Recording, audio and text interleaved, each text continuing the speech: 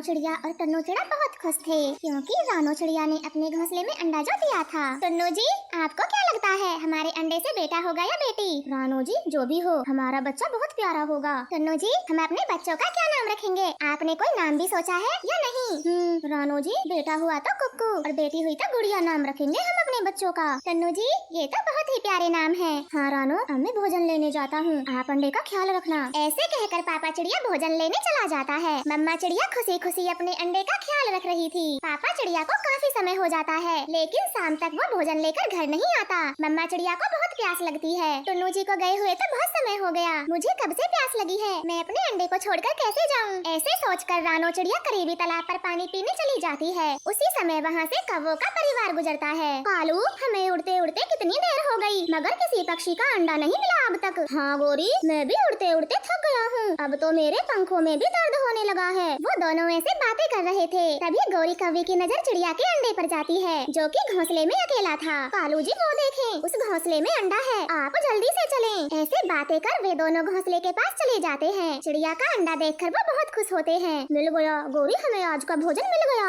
जल्दी से अंडे को बदल दें वरना कोई आ जाएगा। फिर वो दोनों पति पत्नी चिड़िया का अंडा लेकर भाग जाते हैं और उसमें पत्थर रख जाते हैं। कुछ देर बाद मम्मा चिड़िया वापस आती है और पापा चिड़िया भी भोजन लेकर आ जाता है। फिर वो दोनों खुशी खुशी भोजन खाते हैं और सो जाते हैं। इसी तरह से कई दिन बीत जाते हैं मगर रानो चिड़िया के अंडे से बच्चा बाहर नहीं आता। टुन्नू जी, कितने दिन हो गए हैं लेकिन हमारे अंडे से अभी तक बच्चा बाहर नहीं आया। मैं तो कहती हूँ हमें बुलबुल डॉक्टर को दिखाना चाहिए। हाँ रानो जी, मैं भी यही सोच रहा था, चलो हम अपने अंडे को लेकर बुलबुल डॉक्टर के पास चलते हैं। ऐसे बातें कर वो दोनों पति पत्नी अपने अंडे को डॉक्टर के पास ले जाते हैं। डॉक्टर अंडे को चेक करती है और उन्हें बताती है, रानो जी, ये अंडा तो पत्थर का है तो इसमें बच्चा कहाँ से आएगा? ये सुनकर रानो के तो होश उड़ जाते हैं। वो अपने पति टुन्नू से कहती है, टुन्नू जी, किसी जालिम ने हमारा अंडा चुरा लिया, ये किसने किया होगा? रानो जी, मैं तो ये नहीं जानता लेकिन अब हम कुछ नहीं कर सकते। जिस जालिम ने हमारा अंडा चुराया होगा वो अब तक उसे खा चुका होगा, हमें कुछ नहीं मिलने वाला। ऐसे बातें कर दुखी मन से वो पति पत्नी अपने घर चले जाते हैं और कालू गौरी तो इसी तरह से अंडे चुराते घूम रहे थे। वो जिस पक्षी का अंडा चुराते उसके बदले पत्थर का अंडा रखकर चले जाते।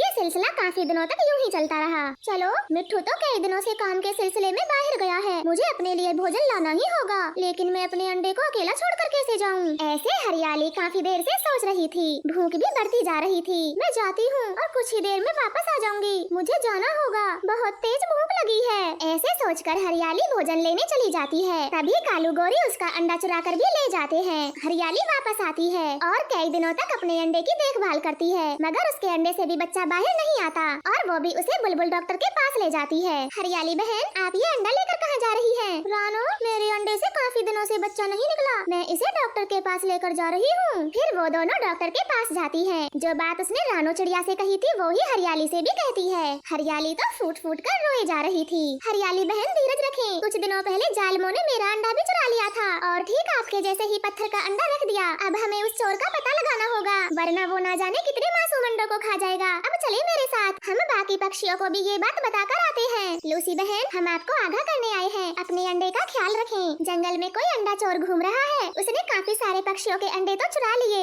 रानो चिड़िया ने इतना कहा ही था कि लूसी उसी पर भड़क उठती है। रानो, मुझे तो लगता है तुम सब पागल हो गए हो, तुम्हारे अंडे तुम्हारी लापरवाही से गुम हो गए और तुम मेरा अंडा चुराने आए हो। भागे यहाँ से, मेरे अंडे को खतरा है तो वो सिर्फ तुमसे ही है। अब जाएं यहाँ से और मेरे घर के आसपास भी नहीं भटकना। ऐसे कहकर लूसी कबूतरी उन्हें घर से बाहर भगा देती है। रानो बहन, चले यहाँ से, लूसी को तो हमारी बात पर विश्वास ही नहीं, तो हम क्यों पड़े इसके चक्कर में, आप चले यहाँ से। नहीं हरियाली, हम लूसी को छोड़कर ऐसे नहीं जाएंगे, अगर लूसी को कहीं जाना पड़ा तो वो जालिम इनका अंडा भी चुरा कर ले जाएंगे, हमें रुकना होगा यहीं। ऐसे कहकर वो सभी पक्षी दूर पेड़ की डाल पर बैठ जाते हैं जहाँ से उन्हें लूसी कबूतरी का घर साफ साफ दिखाई दे रहा था।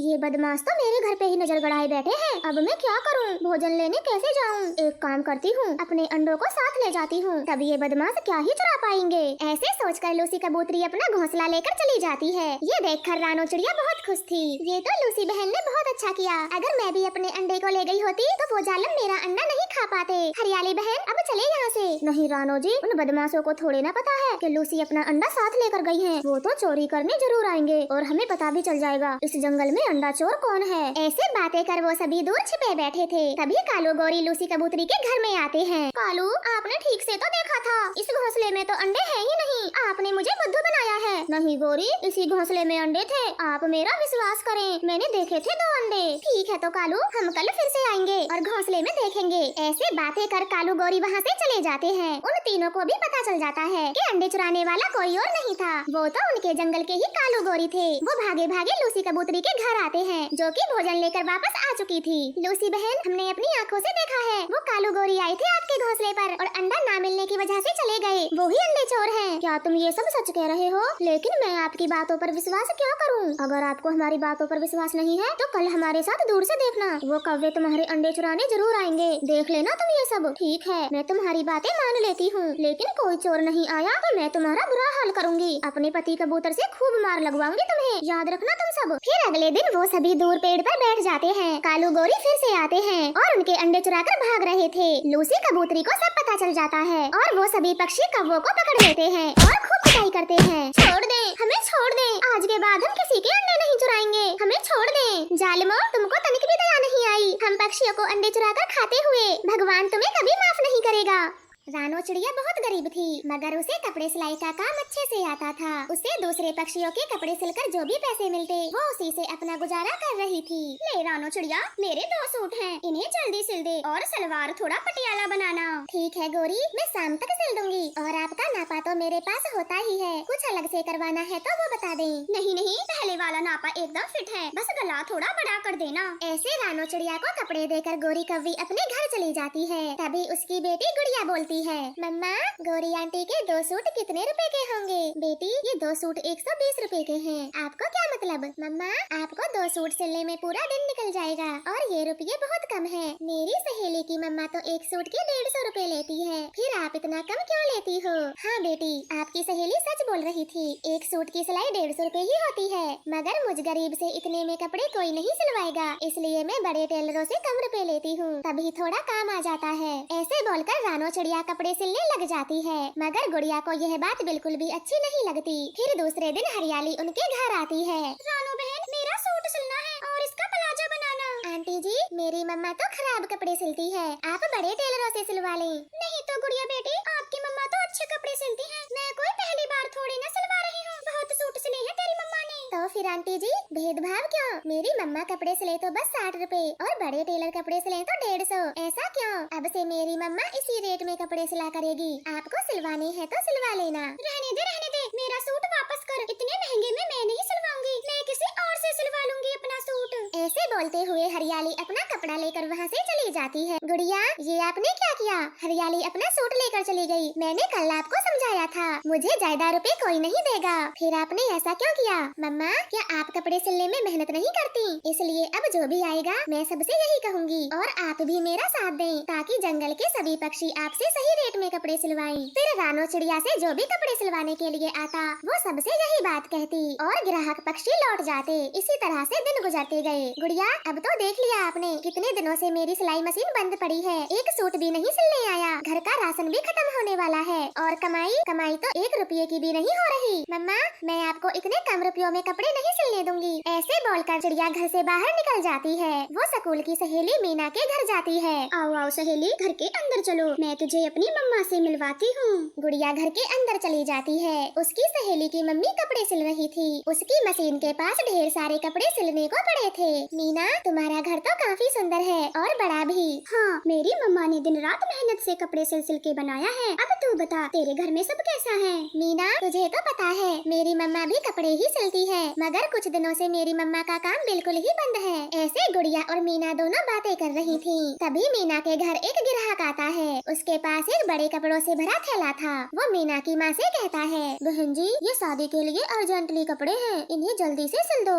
इन्हें कल तक सिल दो, बारात कल ही आएगी। माफ करना भाई जी, कपड़े तो मैं सिल देती, मगर पहले से ही ढेर सारे कपड़े अर्जेंटली पड़े हैं, पहले मैं उनको सिलूंगी, बाद में आपके। नहीं नहीं, मैं रुक नहीं सकता, दरअसल ये शादी के कपड़े हैं, तुम मुझे अपने किसी अच्छे टेलर का पता बता दो, मैं उससे कपड़े सिलवा लूंगा। उस कबूतर की ऐसी बातें सुनकर गुड़िया बोलती है, मीना आंटी जी, मेरी मम्मा तो बहुत अच्छे कपड़े सिलती है, वो कल तक ये सारे कपड़े सिल देंगी। गुड़िया बच्ची, अंकल जी को अपने साथ ले जाओ और अपनी मम्मा से बोल देना अच्छे से कपड़े सिलें, बहुत महंगे कपड़े हैं ये। फिर गुड़िया उस कबूतर को अपने साथ घर लेकर आती है। मम्मा चिड़िया तो खुशी से सारे कपड़े ले लेती है। भाई जी, मैं कल तक आपके सारे कपड़े सिल दूंगी, आप बिल्कुल चिंता ना करें। फिर कपड़े देकर कबूतर वहाँ से चला जाता है। रानो चिड़िया पूरा मन लगाकर कपड़े सिलती है। वो रात को भी काम करती है। फिर सुबह हो जाती है और कबूतर सुबह होते ही कपड़े लेने आ जाता है। अरे वाह, तुमने तो सारे कपड़े सिल दिए और वो भी कितनी सफाई से। अब से मैं यही कपड़े सिलवाने आया करूँगा। आपके काम में कितनी सफाई है।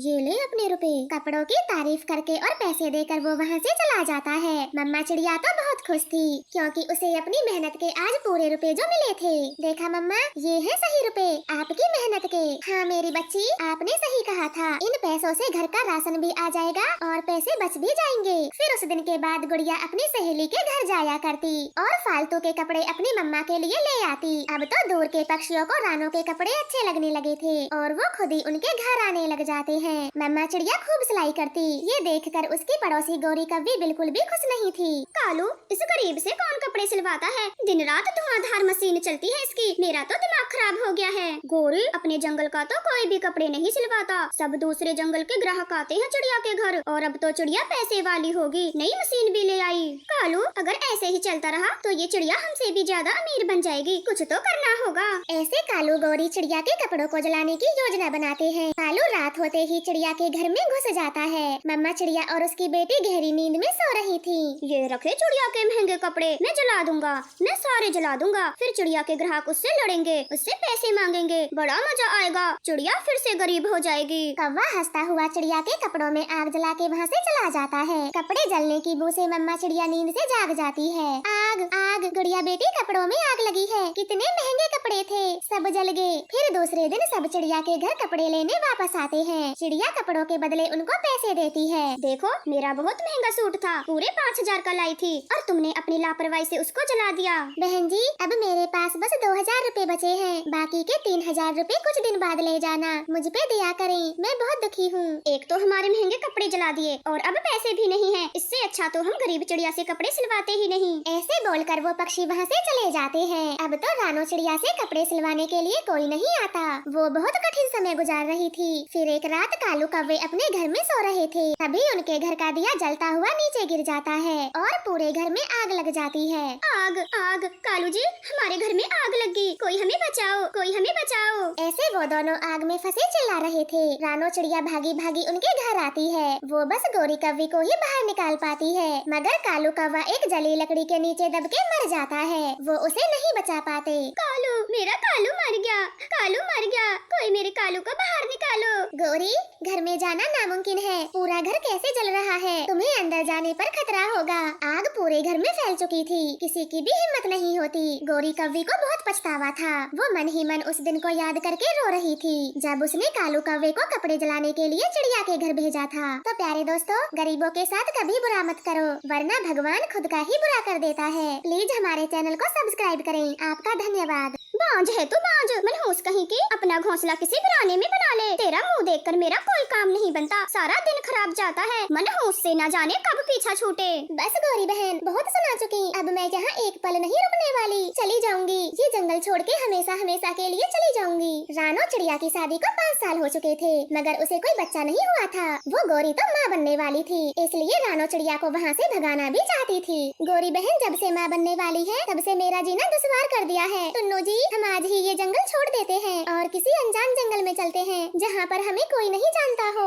रानो जी, ऐसे कब तक भागती रहोगी? हम कहीं नहीं जाएंगे। अगर गौरी को तुमसे दिक्कत है तो वो चले जाए। ऐसे रानो जंगल छोड़ने की जिद कई बार कर चुकी थी, मगर टुन्नू चिड़ा उसे लेकर कहीं नहीं जाता। ऐसे समय बीतता गया और गौरी कवि को एक अंडा होता है। कालू, जल्दी से खिड़की दरवाजे बंद कर दो, कहीं उस बांझ की नजर न पड़ जाए मेरे अंडे पे। कालू तो झट से दरवाजे खिड़कियाँ बंद कर लेता है और गौरी के लिए फल लेने जंगल जाता है और तभी उसे रानो चिड़िया भी मिल जाती है। कालू भैया, आज भोजन लेने इतना लेट कैसे हो गए? रानो, आज हमारे घर में अंडा आया है, तो उसकी खुशी में समय कैसे बीत गया कुछ पता ही नहीं चला। अरे रे, मैं भी किस बांझ को बता रहा हूँ कि अंडे आने की खुशी क्या होती है। ऐसे चिड़िया का मजाक उड़ाते हुए कालू कौवा भी आगे बढ़ता है। रानो चिड़िया को तो बहुत दुख होता है। कालू, अंडे होने की खुशी क्या होती है, मुझसे बेहतर ये कोई नहीं समझ पाएगा। पता नहीं भगवान मेरे घर में ये खुशी कब देंगे। ऐसे दुखी मन से रानो भी अपने घर चली जाती है। कुछ दिन बीत जाते हैं और गौरी कवि के अंडे से बेटा कौवा बाहर आता है। हाय कालू, कितना सुंदर है हमारा बेटा, किसी की नजर न लग जाए। काला टीका तो लगा दे। गौरी बेटा बेटा मेरी तरह पूरा काला है, टीके की क्या जरूरत, मैं तो इसे नरम नरम फल खिलाता हूँ। मम्मा मम्मा पहले पापा से कहो वो मुझे काला टीका लगा दें, तभी मैं फल खाऊंगा। कहीं मुझे नजर लग गई तो मैं बीमार पड़ जाऊंगा। कालू अब लगा भी दे टीका, बेटा खुद से कह रहा है। कालू कौवा अपने बेटे को नजर का टीका लगाता है। वो तो बहुत खुश थे, तभी उन्हें चिड़िया की आवाज सुनाई देती है। गौरी को तो बहुत गुस्सा आता है। कालू ख्याल रखे बेटे का, मैं अभी जाती हूँ और चिड़िया को भगा के आती हूँ। इसकी गंदी आवाज हमारा बच्चा रोज रोज नहीं सुनेगा। ऐसे गौरी कवि गुस्से में झाड़ू लेती है और रानो के घर चली जाती है। छोटी मनहूस चिड़िया अब जाती है, ये लगाऊं झाड़ू की मार। तुझसे कहते कहते मेरा बच्चा भी आ गया, लेकिन तू इस घर से हिली तक नहीं। मैं टुन्नू से हर रोज कहती हूँ, मगर वो कहते हैं हम कहीं नहीं जाएंगे। अगर किसी को हमसे परेशानी है तो वो खुद ही चले जाएं। चिड़िया की ये बात सुनकर गौरी को तो बहुत गुस्सा आता है और वो उसे झाड़ू से पीटना शुरू करती है। बांझ तो तू है और मुझसे कहती है जंगल छोड़ने को। अगर आज के बाद ऐसी बात की तो जबान खींच लूंगी मैं तेरी। ऐसे कहकर गौरी कवि वहाँ से चली जाती है। दिन बीत जाता है। टुन्नू जी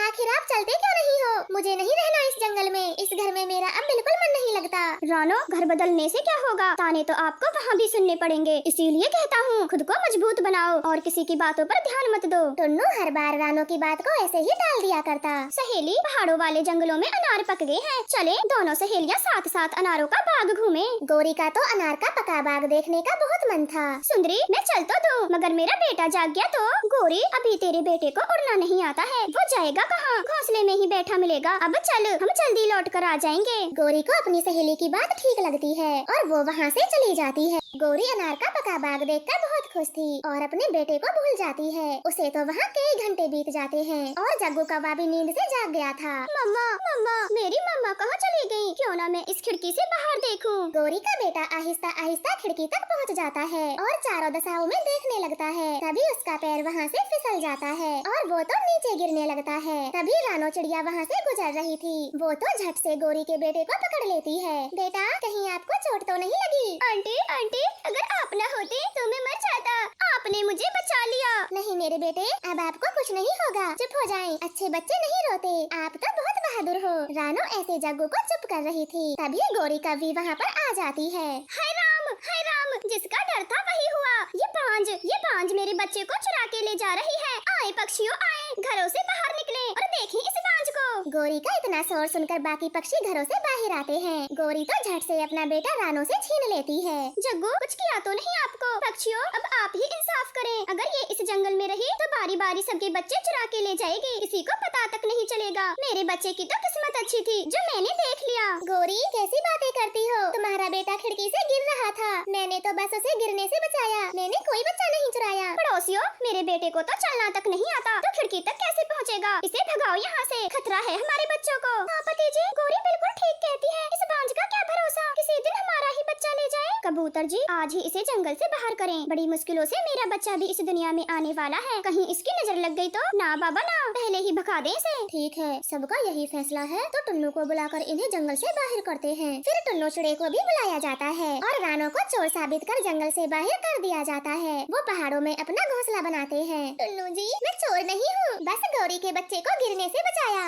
मुझे पता है मेरी रानो कभी ऐसी हरकत नहीं करेगी, जरूर उनको गलत फहमी हुई है। ऐसे दुखी मन से वो अपने घोंसले में बैठे हुए थे। इधर गौरी कवि तो बहुत खुश थी। कालू आज उस मनहूस से पीछा छूट ही गया, कब से कोशिश कर रही थी मैं। मम्मा आप उस पीले पंखों वाली आंटी की बातें कर रही हो ना? जग्गू उसका नाम अपनी जबान पे भी ना ले, वो बहुत बुरी है, आपको चुरा के ले जा रही थी। नहीं मम्मा वो आंटी बहुत अच्छी है। जब आप मुझे छोड़ के चली गई थी तो मैं तुम्हें देखने के लिए खिड़की पर बैठा था, तभी मेरा पैर फिसल गया और मैं नीचे गिर रहा था, तभी पीले पंखों वाली आंटी ने मेरी जान बचाई। जग्गू तो आपने ये सब पहले क्यों नहीं बोला था? मम्मा मैं बहुत डर गया था और बस रोए जा रहा था। हाँ मेरे बच्चे, और मैंने तुम्हें मौका भी कहाँ दिया था? गौरी ये तो तुमने बहुत गलत किया है, उस चिड़िया ने हमारे बेटे की जान बचाई और तुमने क्या किया, उसे चोर बना के जंगल से बाहर करवा दिया। कालू वो ज्यादा दूर तो नहीं गए होंगे, आप अभी चलें, हम चिड़िया को वापस लाते हैं। फिर कालू कौवा अपने बच्चे को साथ लेकर उड़ता है और वो पहाड़ों वाले जंगल में पहुंच जाते हैं। तभी गौरी को चिड़िया और टुन्नू दिख जाते हैं। वो उनके पास चले जाते हैं और दोनों से माफी मांगते हैं। रानो मैं तुझे कितना सुनाती थी, मगर आज तुमने मेरे बेटे की जान बचाई। अगर तुम वहाँ नहीं होते तो मेरा जग्गू मर गया होता। मुझे माफ कर दे और वापस से अपने अपने घर चलें। गौरी की ऐसी बातें सुनकर रानो बहुत खुश होती है और खुशी खुशी अपने जंगल भी आ जाती है। अब गौरी रानो से बिल्कुल भी नफरत नहीं करती थी,